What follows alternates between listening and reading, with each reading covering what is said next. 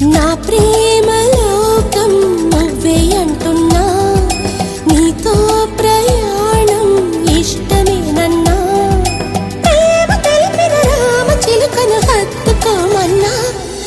చెప్పాలనుంది చిన్న మాటైనా, ఆగనంది దాగనంది లోలోన, ఇన్నాళ్ళ నుండి ఉన్న మాటైనా, ఇప్పుడేగా చెప్పమంది ప్రేమైనా. పెదవి కదిలించుకో, మనసే వినిపించుకో, పరదా తొలగించు కొంతైనా.